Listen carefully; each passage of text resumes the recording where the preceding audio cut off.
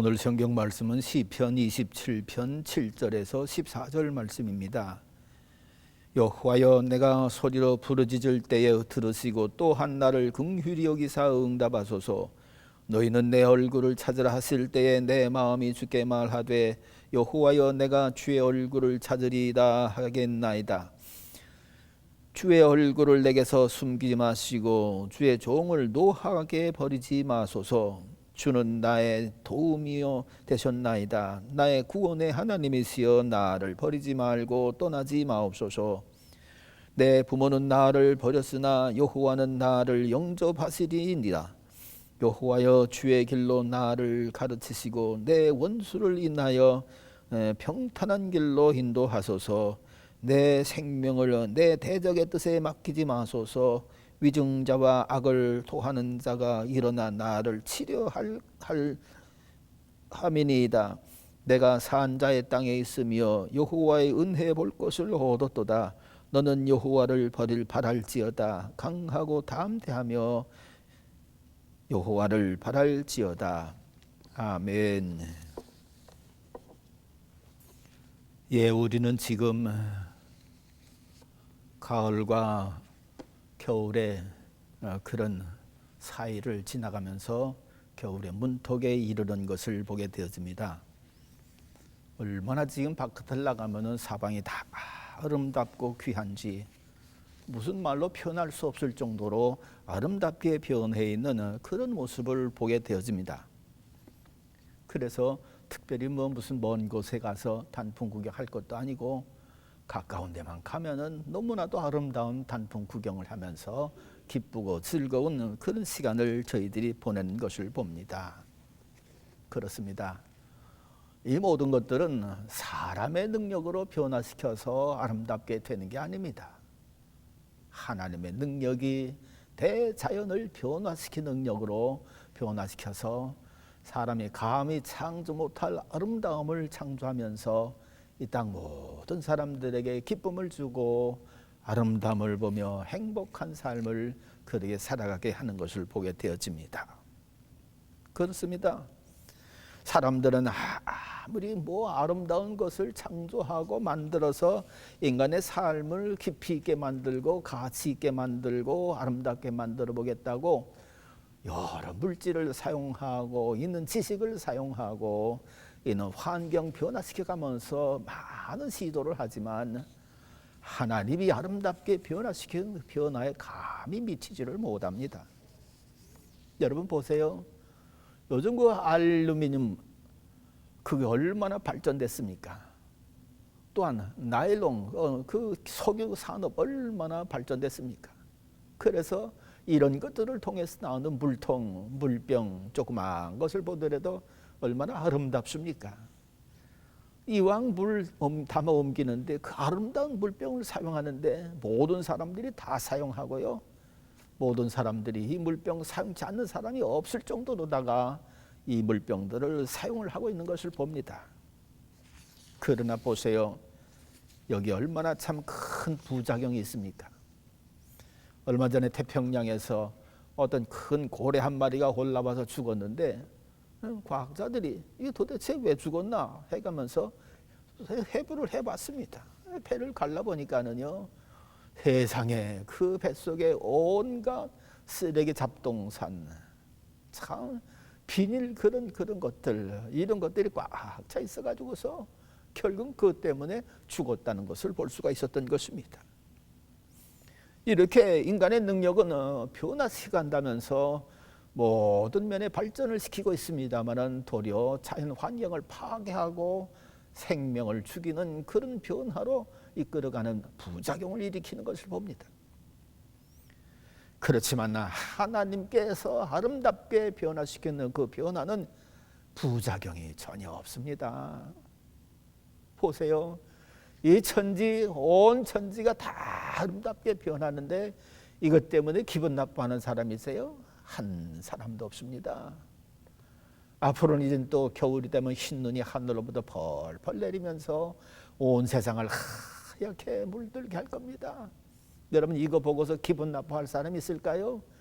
모두가 다 아유 너무너무 아름답다. 하나님께서 아름답게 변화시키는 능력은요, 사람이 감히 따라가지를 못하고 흉내조차도 내지를 못할 정도로 엄청난 것을 보게 되어집니다. 여러분, 특별히 사람을 아름답게 변화시키는 능력은 정말로 하나님의 능력 아니면 이룰 수가 없는 것을 봅니다. 사람이 사람을 개선하겠다고, 사람이 사람의 삶을 이렇게 질적으로 높여주겠다고, 불행한 사람들의 삶을 아름답게 행복한 삶으로 변해주겠다고 여러 프로그램을 행사하고 여러 가지 투자를 하고 뭐 별의별 일들을 다 하고 있습니다만은 효과가 없는 것은 아니지만은, 그러나 하나님께서 사람을 아름답게 변화시키는 그 변화에 비하면 그건 아무것도 아니지요. 제가 알고 있는 집사님 한 분, 잘 나오더니만은 안 나옵니다. 그래서 신방을 갔더니만은 병원에 입원해 있어요. 그래서 병원에 입원해 있는데 저를 보자마자 갑작스럽게, 목사님, 저 어떻게 했으면 좋겠어요? 뭘 어떻게 했으면 좋겠냐고 그랬더니만, 제가 하나님의 것을 도적질했는데 이런 죽을 병에 걸렸어요. 어떻게 하지요? 아니, 하나님의 것을 도적질하다니 그게 무슨 소리요, 집사님? 아니, 말라기 3장 10절에 그랬잖아요. 그 11조 그거 드리지 않는 건 내 것인데 그 도적질하는 것이라고 분명히 성경에 말씀하지 않았어요? 그러니까 저는 믿음 생활 한다고 하고 집사 생활을 했지만 11조를 안 드렸기 때문에 저는 하나님의 것을 도적질하면서 산 사람입니다. 그러니 어떻게 하면 좋겠습니까?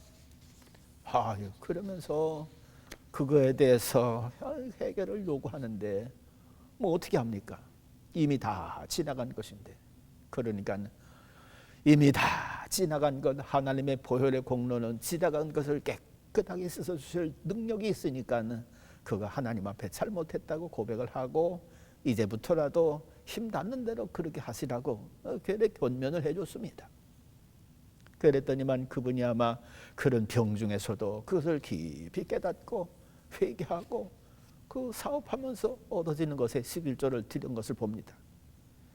놀랍게도 그분이 3개월 정도밖에 살지 못한다는 그런 사형 선고를 받았는데 3개월이 뭡니까?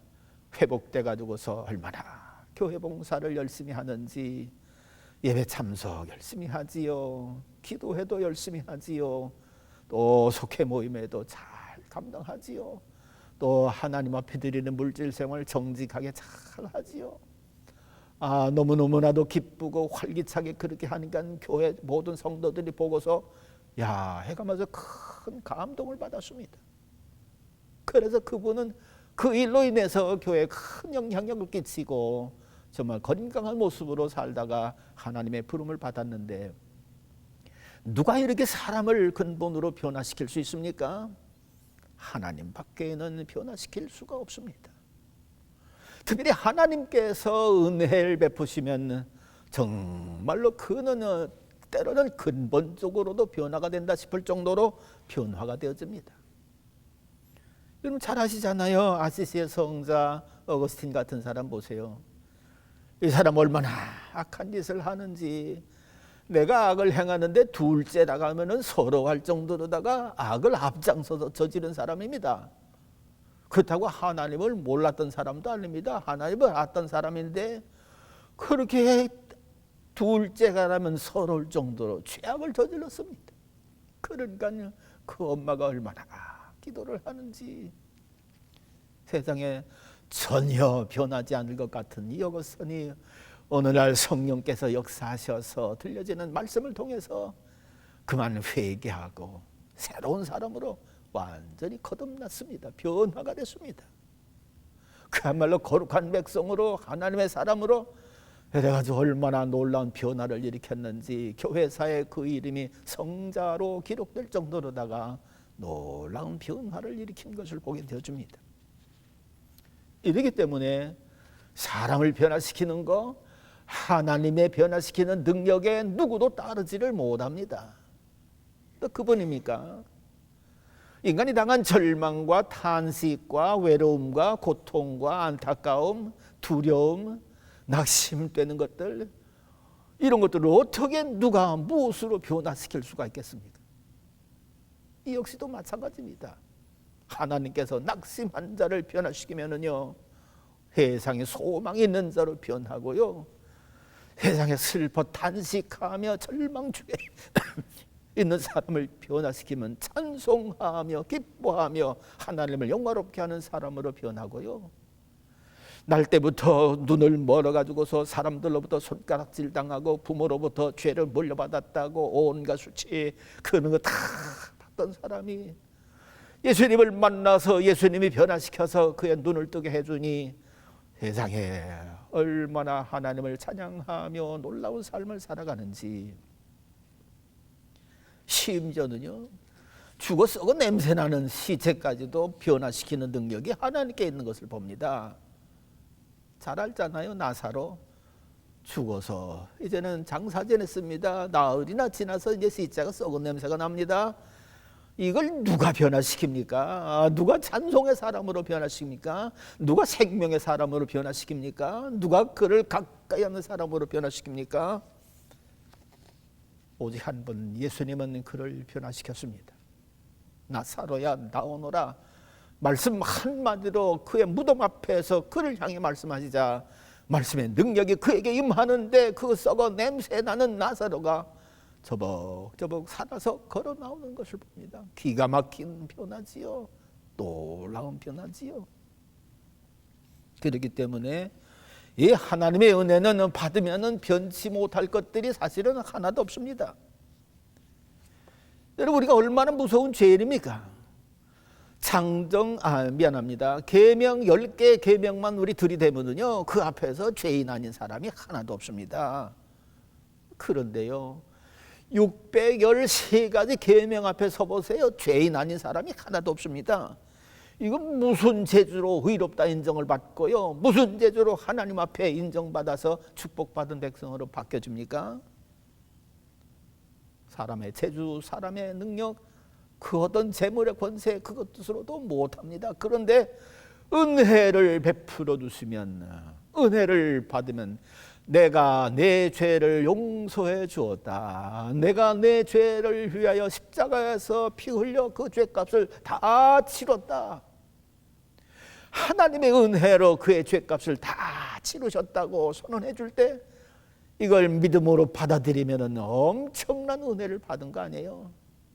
그러면은요, 613가지 범죄한 그 완악한 죄인도요, 하나님 앞에 죄사함 받아 변화받아 할렐루야 찬송하는 새 생명의 사람들로 나아가는 것을 볼 수가 있는 것입니다. 그렇습니다. 변화의 능력, 하나님 안에 있는 예수 그리스도의 은혜는 변화의 능력입니다. 다른 변화는, 세상 변화는 다 사망으로 변해갈는지 모르겠지만 하나님 안에 있는 예수 그리스도의 은혜는 변하는데 생명으로 변해갑니다. 영생 얻을 자로 변해갑니다. 하나님과 영원히 함께할 하나님의 자녀로 변화되어져 갑니다. 이 변화는 오직 그러므로 하나님의 은혜만이 할 수가 있는 것이고, 사람의 재주, 능력, 권세 그런 것으로는 도저히 할 수가 없는 것을 봅니다. 오늘 성경에 보면은 다윗이 참 비통한 가운데 있습니다. 어떻게 하나님의 마음에 합하다는 다윗이 이런 안타까운 비통한 자리에 들어가 있는지 우리는 그 뜻을 모르지만은 하나님은 왜 그를 그렇게 비통한 자리에 있게 하셨는지 하나님은 아실 것입니다. 아시는 것처럼 오늘 본문 말씀에 보면 그는 부모님에게도 버림을 받았습니다. 여러분, 버림받는 것 가운데 제일 고통스러운 버림받음이 아마 부모님에게 버림받는 것 아닐까, 그런 생각을 해봅니다. 직장에서 상사에게 버림받아서 잘려도 어쩔 줄을 모릅니다.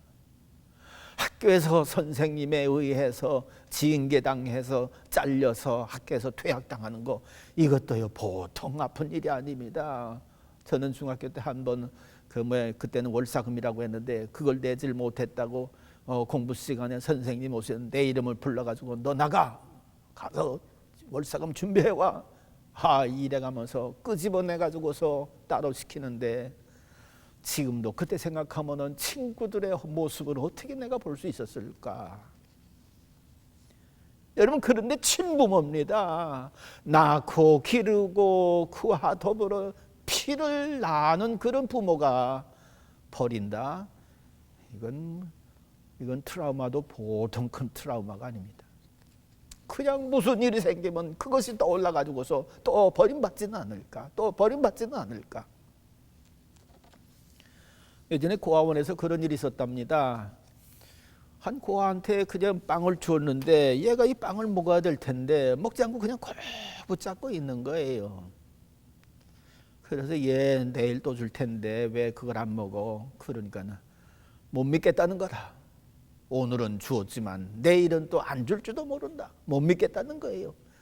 부모님한테 버림받았기 때문에 선생님도 자기를 버릴 거라고, 이거 지금은 줬지만 이후에는 또 안 줄 거라고, 이래가지고서요 그냥 먹지 않고 이걸 꼭 쥐고 있다가 조금, 그래서 나중에 선생님이 빵을 하나 주고 그거 먹고 다 먹으면은 이것도 먹어 하고 걔 특별하게 하나를 더 줬어요. 그랬더니만 그 애가 그걸 보고는 마음의 평안함을 얻고 빵을 먹고, 이 버림받는다고 하는 거 보통 큰 트라우마가 아닙니다. 그는 다윗 부모한테 버림받았다는 것입니다. 그렇죠. 사무엘상 16장인가요? 거기에 볼 것 같으면은 사무엘 선지자가 왕 세울 사람을 이렇게 찾는데 이새의 집안에서 찾습니다. 그 이새한테 네 아들들 다 데리고 와라. 그래가지고서 아들들 다 데리고 왔습니다. 7 아들 다 데리고 왔습니다. 아이고, 첫째로부터 이렇게 7 아들을 다 보니까 너무너무 잘생겼어요. 기골도 장대하고 누구도 다 왕이 될 만한 조건을 충분히 갖췄어요. 그래서 첫째로부터 기름 부음 받으려고 하는데 하나님께서 아니다. 너는 용모와 신장을 보지만은 나는 용모와 신장 외모 보지 않는다. 난 중심을 본다. 그래가면서 7 아들을 다 제끼는 거예요. 이제 누가 없습니다. 그러니까 이새한테 누가 아들 없느냐? 예, 말제 다윗이 있습니다. 아니 그냥 다윗이 있습니다 하면은 괜찮은데 말제 다윗이 있습니다 그러는 거예요. 말제라고 하는 말은 하카탄이라고 하는 말로 별 볼 일 없는 애, 보잘것없는 애, 쓸모없는 애라고 하는 이런 참 온전치 못한 그런 뜻이 들어가 있거든요. 예, 그런 애가 하나 있습니다. 그래서 지금 양치고 있습니다. 그래, 그럼 데리고 와. 데리고 왔더니 하나님 마음에 합한 자로 그에게 기름 부음을 받습니다. 여러분, 이렇게 다윗은 정말 부모님으로부터도 버림받은 절망의 사람이요, 어둠 속에 sak한 사람이요, 이런 사람을 하나님은 픽업해가지고서 기름 부어서 왕을 세워가지고서 이스라엘 역사의 가장 존귀한 왕으로 그를 그렇게 세우시고 이끌어가신 것을 봅니다. 이건 순전히 하나님의 은혜가 그를 그렇게 변화시킨 거지요. 또 보면은요, 다윗은 형들한테도 버림을 받았다고 했습니다. 사무엘상 17장에 볼 것 같으면은요, 다윗이 아버지 심부름 부르다가 형들한테 가서 뭐 이렇게 떡 같은 걸 이렇게 주려고, 너 이거 좀 전쟁터에 있는 형한테 갖다 줘라. 그리고 그 백부장한테는 이거 치즈 10덩이 이걸 특별히 좀 줘라. 그리고 영수증 받아와라. 그럽니다. 아니 무슨 뭐 백부장한테 갖다 주는데, 형들한테 갖다 주는데 영수증이 뭐가 필요해요? 그러니까 아버지 이세 속에서는 다윗이 믿을 만한 존재가 아니라는 것이지요. 이거 주면은 분명히 뭔가 중간에서 꿀떡하는 그런 일을 할 수 있을 거다, 그렇게 생각했다는 것입니다. 얼마나 이거 아들이 볼 때 기분 나쁜 일입니까? 참 기가 막힌 일입니다. 이렇게 형들에게, 아버지에게 멸시천대받고 그렇게 자란 다윗, 누구를 의지하고 누구에게 소망을 갖고 누구에게 기대하고 살 수가 있겠습니까? 그러나 하나님은 그런 다윗을 픽업해서 은혜를 베풀어 주셔서 그가 전쟁터에 나가면 이김을 선물로 주셨고요, 그가 피난하면은 어둠의 세력들을 다 피할 수 있는 길을 열어주셨고요, 사망의 음침한 골짜기를 다닐지라도 해를 두려워하지 않을 수 있도록 하나님은 그를 보호해 주시고 은혜를 베풀어 주시지 않았습니까? 다윗이 잘나서 그 모든 것을 이긴 게 아닙니다. 하나님의 은혜가 그를 그렇게 이기게 하고 달려가게 하고 놀라운 왕의 사명을 감당케 하면서 승리케 하셨더라, 그런 말씀입니다. 그렇기 때문에 인간이 변할 때 절망의 사람에서 소망의 사람으로, 슬픔의 사람이 찬송의 사람으로, 염려 근심의 사람이 기쁨의 사람으로 변화시키는 이 변화의 능력은 세상 만물에 있는 것이 아니라 오직 하나님의 은혜, 하나님의 사랑, 여기에 있는 것입니다. 이 사랑을 알고 이 사랑을 믿고 이 사랑을 구할 때 하나님은 그에게 엄청난 은혜를 베푸셔서 정말 그 모든 악한 것들을 이기고 변화시켜서 하나님 나라 영광된 일꾼으로 사용하는 것을 볼 수가 있는 것입니다. 그런데 보면은요, 무조건적인 은혜라고도 할 수가 있겠지만 이 다윗의 삶을 이렇게 내다보면은 아하, 그가 은혜 받을 만한 일을 했구나, 그런 것을 조금 깨닫습니다. 그건 뭐냐 하면은 어려운 상황 가운데서도 하나님을 찾고 하나님을 의지하고 하나님을 부르짖는 그 일을 쉬지 않았습니다.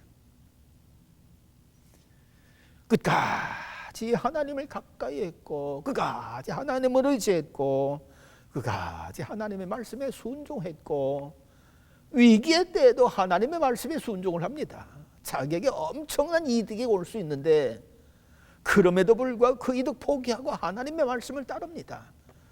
어쩌면 이렇게 순종을 잘하는지 참 기가 막히지요. 아들람 굴에 피해 있을 때에 사울 왕이 들어오는 겁니다. 그거 뭐 아주 기회지요.